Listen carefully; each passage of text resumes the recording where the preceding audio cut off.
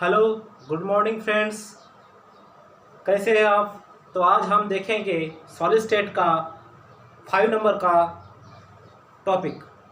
तो 5 नंबर का टॉपिक क्या है सॉलिड स्टेट का, वो आज हम देखेंगे। आज हम देखेंगे relationship of molar mass, density और यूनिट सेल की एज लेंथ। तो दोस्तों, आज हम उसका एक फार्मूला, डेंसिटी का फार्मूला भी देखेंगे और ये एज लेंथ से क्या रिलेशन है इसका, और वॉल्यूम कैसे निकालते हैं वो देखेंगे। लेकिन मुझे आपने बताया था कि सर कि तो जैसे सीबीएसई का सिलेबस कंप्लीट कम हुआ है, तो वैसे ही हमारे स्टेट बोर्ड का भी सिलेबस कम 25% रिडक्शन हुआ होगा।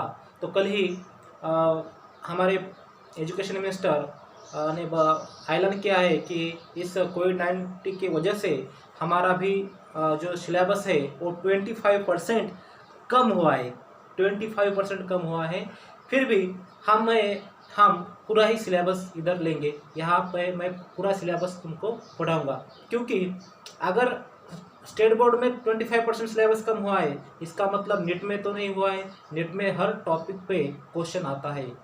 इसीलिए केमिस्ट्री का पूरा जो सिलेबस है, स्टेट बोर्ड का हो या नीट का हो, हम पूरा सिलेबस यहाँ लेंगे, नीट का भी और स्टेट बोर्ड का भी। अभी हम स्टेट बोर्ड का ये टॉपिक सॉलिड स्टेट का देखेंगे, और ये नीट के भी रिलेटेड है और स्टेट के और स्टेट बोर्ड के भी रिलेटेड है।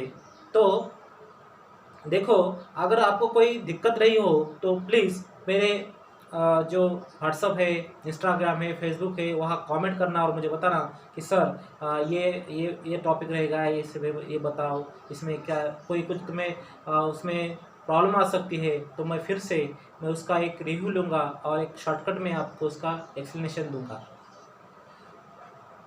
और जो कुछ 11th के बच्चे हैं उसका भी इसके साथ ये चल रहा है, इसके साथ भी इसका वीडियो मैं डाल रहा हूँ, वो भी आप रोज़ देखते रहो और उस पर भी कमेंट शेयर और सब्सक्राइब मत करो। आपकी वजह से मेरे बहुत से आपका जो प्यार है उससे, और आपका प्रेम है, जो मेरे लगाव है, मेरे प्रति आपका लगाव है, तो इससे क्या हो रहा है, आप ज़्यादा से ज़्यादा मेरे वीडियो देख रहे हो, सब्सक्राइब भी बढ़ रहे हैं, तो मुझे बहुत खुशी हो रही है कि आपके ही कारण मेरे इतने सब्सक्राइब कर रहे हैं। ये सब आपका ही प्यार है। तो थैंक यू बच्चों, ये ढेर सारा प्यार देने के लिए। और इतने कम दिनों में इतना ज़्यादा हम मेरे चैनल ने, और आप मेरा चैनल मेरा नहीं है, आपका ही चैनल है, आपके चैनल ने इतना ग्रो किया है, तो इससे मुझे बहुत खुशी हो गई। इसलिए फिर से मैं आपको धन्यवाद देना चाहता हूँ और आज के इस टॉपिक को मैं शुरू करने वाला हूँ। आज का टॉपिक है relationship between molar mass, density of the substance and unit cell edge length.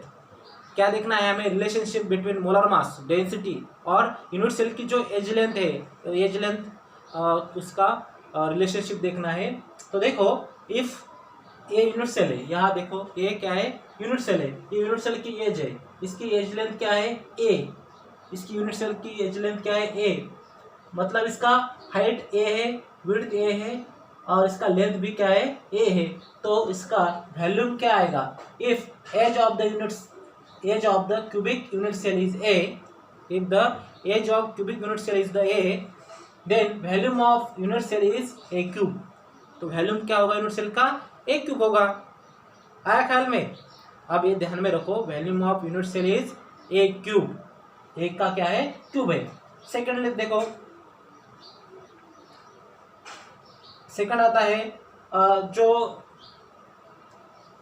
m into n. M is the जो यूनिट सेल है, उसमें नंबर ऑफ सब पार्टिकल्स रहते हैं। तो वो जो पार्टिकल का जो मास है, तो क्या है वो? m है। और n क्या है? n is the number of particle. जो यूनिट सेल में जो पार्टिकल है उसका सिंबल क्या है? n है। मतलब 2 पार्टिकल हो सकते हैं, 4 पार्टिकल हो सकते हैं, 6 हो सकते हैं। देखो, अब ये सिंपल क्यूबिक यूनिट सेल है, उसमें कितने पार्टिकल है रहते हैं 8 कॉर्नर पे? तो 1/8 इंटू 1, तो कितना आता है वो? 1।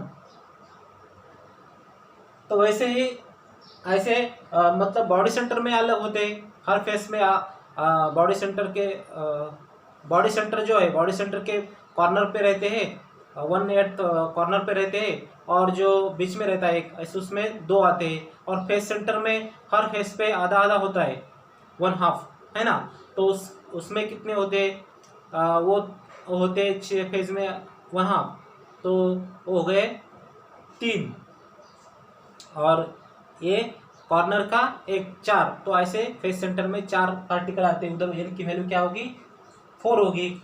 फिर ये क्या होगा, mass of unit cell. Unit cell का मास मतलब mass of particle into number of particle. Mass of particle means m and number of particle means n। तो इस ये टोटल निकाला तो क्या नहीं मिलेगा आपको, mass of unit cell. Unit cell का मास ये होगा equation 1, m into n। Mass of unit cell is equal to m into n, equation 1, ये होगा इक्वेशन 1।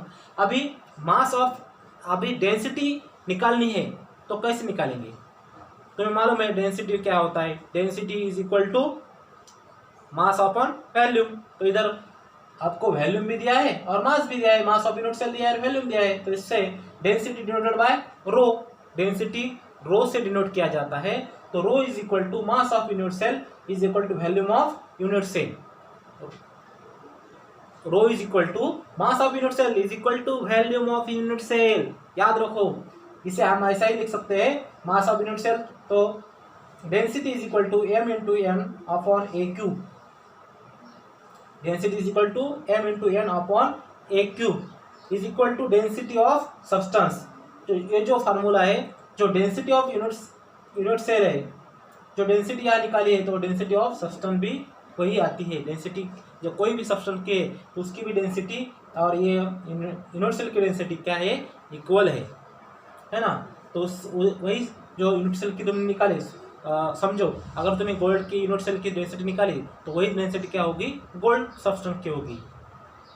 आया ध्यान में। अब देखो आगे, अगर आपको molar mass denoted by m, molar mass m से डिनोट किया जाता है, कैपिटल M से, तो molar mass of substance m is equal to, अब फिर capital M is equal to mass of one particle into number of particle per mole. अब मास of one particle ये क्या है, स्मॉल m है। मास ऑफ वन पार्टिकल ये क्या है, स्मॉल m है, पहले बताया। और n क्या है, नंबर ऑफ पार्टिकल्स है। n क्या है, नंबर ऑफ पार्टिकल। इसे हम मास ऑफ यूनिट सेल कहते थे, m इंटू n। यहाँ देखो m इंटू n, m क्या है, मास ऑफ वन पार्टिकल, और n क्या है, number of particle present in the unit cell. तो ये होगा मास ऑफ यूनिट सेल। तो यहाँ क्या है, मोलर मास। मोलर मास मीन्स क्या है, मास ऑफ वन पार्टिकल का मास m, ये इधर स्मॉल m लिखा है, into number of particle per मोल, ये है एवोगाड्रोस नंबर Na। इसे एवोगाड्रोस नंबर कहते हैं। एवोगाड्रोस ने मोल की वैल्यू कैलकुलेट करने के लिए ये नंबर उनको मिला है कि वो मोल का यूनिट उन्होंने निकाला है, तो ये मोल का यूनिट है एवोगाड्रोस नंबर, और उसका वैल्यू है 6.0221415 इंटू 10⁻23। अभी ये मोलर मास ये आ गया, molar mass is equal to m into Avogadro's number. तो ये n यहाँ शिफ्ट किया तो हमें स्मॉल m की वैल्यू मिल सकती है, m is equal to m upon na, means Avogadro's number, equation number 3। अब इक्वेशन नंबर ये 1 और 3 से हम कंबाइनिंग करेंगे, इक्वेशन नंबर 1 और इक्वेशन नंबर 1 और इक्वेशन नंबर 3 को कंबाइनिंग करेंगे, और हमें इक्वेशन मिलेगा rho means density is equal to nm upon a cube Na means Avogadro's number. ये इक्वेशन हमें मिलता है, इक्वेशन नंबर होगा 4। ये इक्वेशन से हम किसी भी कंपाउंड की, किसी भी सब्सटेंस की डेंसिटी निकाल सकते हैं, किसी भी यूनिट सेल की हम डेंसिटी निकाल सकते हैं। ये जो फार्मूला है, ये फार्मूला में अगर हमें ये कोई भी 4 की वैल्यू मालूम हो गई, समझो n की वैल्यू है मालूम है, m की है, और डेंसिटी की वैल्यू में डेंसिटी कितनी है पता नहीं है, तो हम ये फार्मूले की बाकी की वैल्यू डाल के इसकी वैल्यू हम निकाल सकते हैं।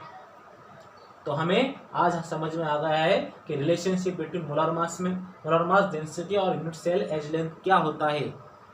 ठीक है, अगर इसमें कोई दिक्कत हो तो मुझे आप कमेंट कर सकते हो और फिर से पूछ सकते हो। इसमें क्या है, सिंपली है, एज लेंथ क्या है, a, तो यूनिट सेल का वैल्यूम कितना होगा, a क्यूब होगा। ठीक है।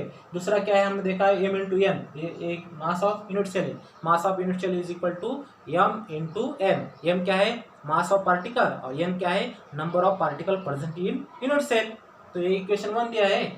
और सेकंड क्या है, हमने density is equal to mass of unit cell upon volume of unit cell, ये फार्मूला है। इस फार्मूले में हमने क्या किया, m into n upon a cube डाल दिया, और हमने बताया कि डेंसिटी ऑफ सब्सटेंस और डेंसिटी ऑफ यूनिट सेल क्या है, इक्वल है।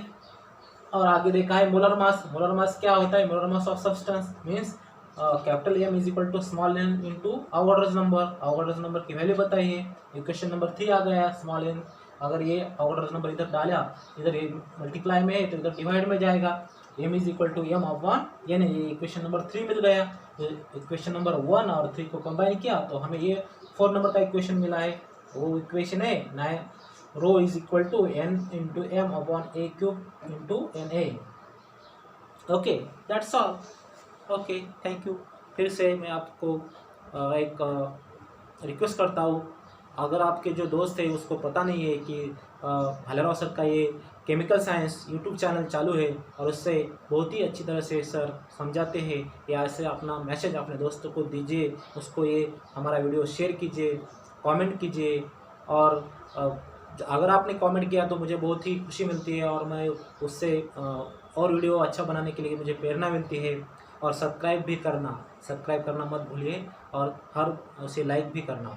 लाइक से कोई हमें पैसे नहीं आते, लेकिन एक खुशी मिलती है कि आप देख रहे हो, आप हमारे चैनल को पसंद कर रहे हो, और इससे मुझे और अच्छे वीडियो बनाने की प्रेरणा मिलती है। तो thank you all my dear student and my friends. Okay, thanks.